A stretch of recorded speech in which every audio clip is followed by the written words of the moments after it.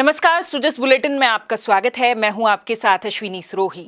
श्री कृष्ण जन्मोत्सव की आप सभी को हार्दिक शुभकामनाएं। अब सबसे पहले एक नजर हेडलाइंस पर। मुख्यमंत्री ने जन्माष्टमी पर श्रीनाथ जी मंदिर में किए दर्शन, पूजा अर्चना कर प्रदेश की उन्नति और खुशहाली के लिए की कामना। मुख्यमंत्री ने कहा, भगवत गीता का संदेश पूरी दुनिया के लिए अमूल्य धरोहर, सांदीपनी आश्रम तक विकसित किया जाएगा श्री कृष्ण गमन पथ।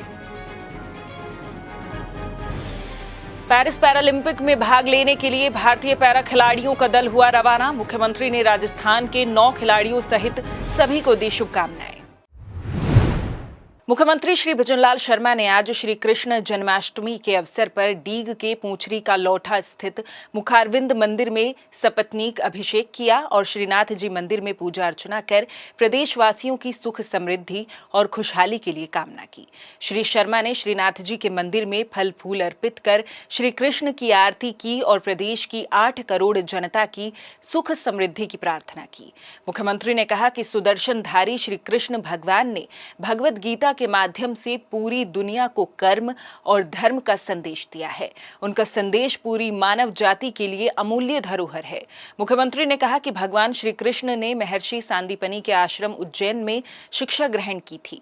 मथुरा से सांदीपनी आश्रम तक जाने वाले मार्ग को राजस्थान और मध्य प्रदेश की सरकार संयुक्त रूप से विकसित करेगी। इस श्री कृष्ण गमन पथ पर श्री कृष्ण के जीवन काल से जुड़े और पौराणिक आस्था के स्थानों को चिन्हित कर उनका विकास किया जाएगा। मार्ग में पड़ने वाले मंदिरों जैसे भरतपुर में बांके बिहारी मंदिर, कोटा में श्री मथुराधीश मंदिर, झालरापाटन में श्री द्वारिकाधीश मंदिर और अन्य तीर्थ स्थानों का सौंदर्यीकरण किया जाएगा। विकास कार्य किए जाएंगे और तीर्थ यात्रियों के लिए सुविधाएं विकसित की जाएंगी। राजस्थान की 8 करोड़ जनता को कृष्ण जन्माष्टमी की बहुत बहुत शुभकामनाएं और बधाई देता हूं। ये मुरली मनोहर सुदर्शन चक्रधारी ने पूरी दुनिया को एक संदेश भी दिया है। आज हमने मध्य प्रदेश और राजस्थान के दोनों सरकारों ने मिलकर के हम कृष्ण गमन पथ का निर्माण करेंगे और वहां जहां उन्होंने जो हमारे पौराणिक आस्था के केंद्र हैं और जहां जहां वो गए हैं उन सभी स्थानों को चिन्हित किया गया है।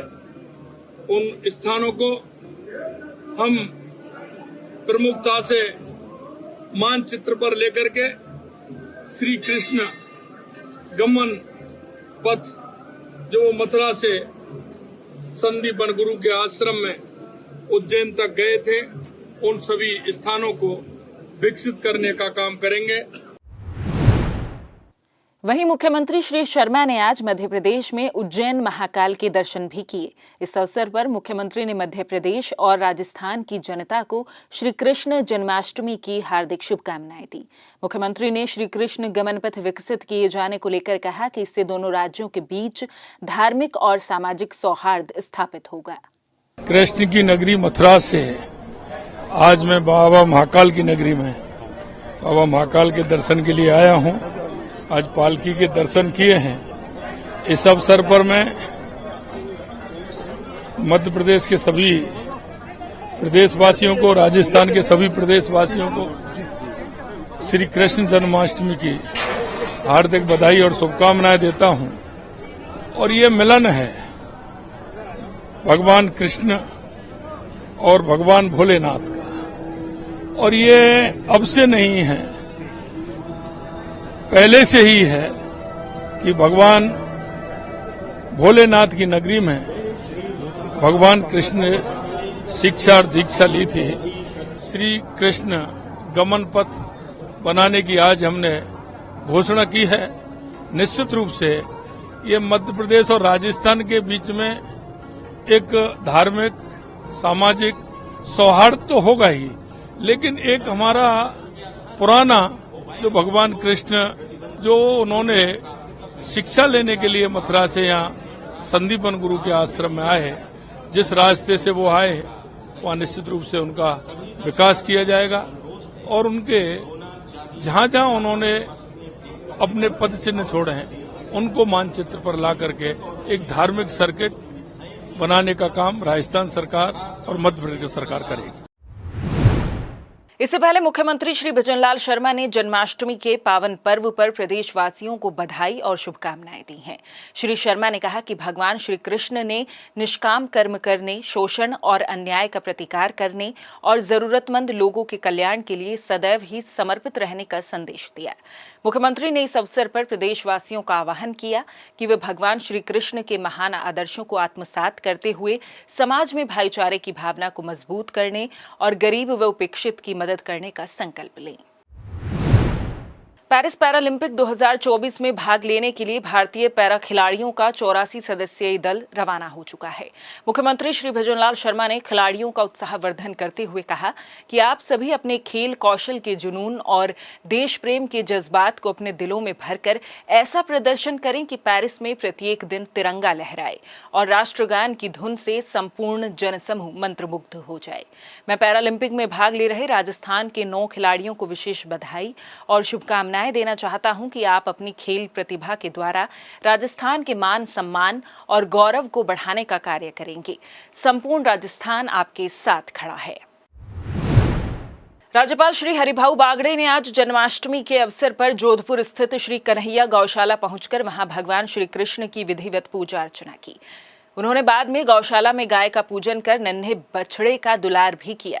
उन्होंने गायों को हरा चारा भी खिलाया। गौशाला का अवलोकन करते हुए उन्होंने गौधन संरक्षण के साथ गौ उत्पादों के प्रभावी विपणन की रणनीति पर कार्य करने पर भी जोर दिया। उन्होंने कन्हैया गौशाला की व्यवस्थाओं, प्रबंधन और गौधन संरक्षण के लिए किए जा रहे कार्यों की सराहना की। राज्यपाल ने जोधपुर में डेयरी संयंत्र का भी अवलोकन किया। उन्होंने इस दौरान डेयरी के विभिन्न उत्पादों, दूध वितरण व्यवस्था और अन्य गतिविधियों के बारे में जानकारी लेते हुए पशुपालकों को सभी स्तरों पर लाभान्वित किए जाने पर जोर दिया। इससे पहले राज्यपाल श्री बागड़े जोधपुर प्रवास के दौरान विश्व प्रसिद्ध मेहरानगढ़ दुर्ग पहुंचे। उन्होंने मेहरानगढ़ के स्थापत्य और शिल्प सौंदर्य की सराहना की। वहां पहुंचने पर उनका केसरिया बालम आओ नी पधारो हमारे देश की धुन के साथ स्वागत किया गया। मेहरानगढ़ से उन्होंने जोधपुर के विहंगम दृश्य को निहारा और वहां के संग्रहालय को भी देखा। उन्होंने दुर्ग के सौंदर्य को अनुपम बताते हुए कहा कि इतिहास की ये महती सौगात है। सांचौर जिले में आज शहर के रेबारियों का गोलियां स्थित राजकीय उच्च माध्यमिक विद्यालय खेल परिसर में राष्ट्रीय खेल सप्ताह का शुभारंभ हुआ। कार्यक्रम के खेल प्रभारी श्री जगदीश बिश्नोई ने बताया कि राष्ट्रीय खेल सप्ताह के प्रथम दिवस आयोजित हुई दौड़ प्रतियोगिता के पुरुष वर्ग में पहला स्थान कुलदीप राणा, दूसरा भावेश और तीसरा स्थान कुलदीप बिश्नोई ने प्राप्त किया। वहीं महिला वर्ग में साक्षी पहले, पायल दूसरे और वंदना तीसरे स्थान पर रहीं। भीलवाड़ा जिला कलेक्टर श्री नमित मेहता के नवाचार के तहत भीलवाड़ा जिले में नेत्र ज्योति अभियान के तहत समस्त राजकीय विद्यालयों में कक्षा 1 से 12 तक के विद्यार्थियों की आंखों की जांच कर भामाशाहों के सहयोग से निःशुल्क चश्मा वितरण किया जा रहा है। हाल ही में जिला कलेक्टर ने शनिवार को पीएम श्री राजकीय उच्च माध्यमिक विद्यालय में ब्लॉक स्तर पर अभियान का शुभारंभ किया था। अभियान के तहत सुवाना ब्लॉक में लगभग 500 बच्चों को निःशुल्क चश्मों का वितरण किया गया। जिला कलेक्टर ने नेत्र ज्योति अभियान की जानकारी देते हुए बताया कि राजकीय विद्यालयों में पढ़ने वाले 1,74,948 बच्चों की स्क्रीनिंग की गई, जिनमें 4,093 बच्चों को चिन्हित कर ब्लॉक स्तर पर नेत्र परीक्षण के लिए भिजवाया गया। इनमें से 2,216 बच्चों के चश्मे के नंबर निकालकर एनजीओ द्वारा चश्मे तैयार कर उनका वितरण करवाया जा रहा है। जो हमारे स्कूली बच्चे होते हैं, विशेष रूप से ग्रामीण क्षेत्रों में ये देखा गया है कि यदि उनकी आईसाइट कमजोर हो तो बच्चों को ध्यान नहीं पड़ता और कई बार जो अभिभावक होते हैं उनको भी नहीं पता लगता। इसको देखकर एक मुहिम हमने जिले में चलाई है जिसको नेत्र ज्योति नाम दिया है। अभी तक लगभग 2 लाख बच्चों की जो हमारे सरकारी स्कूल में पढ़ते हैं उनकी स्क्रीनिंग कराई गई। उसमें लगभग 5,000 बच्चे ऐसे पाए गए जिनकी थोड़ा आईसाइट कमजोर हमें प्रतीत हुई और फिर उनका डिटेल टेस्ट कराया तो लगभग 2,500 बच्चे ऐसे जिनको चश्मे की आवश्यकता है। उन बच्चों को फेजेस में चश्मे वितरित किए जा रहे हैं सभी जगहों पर, सारे ब्लॉक्स में।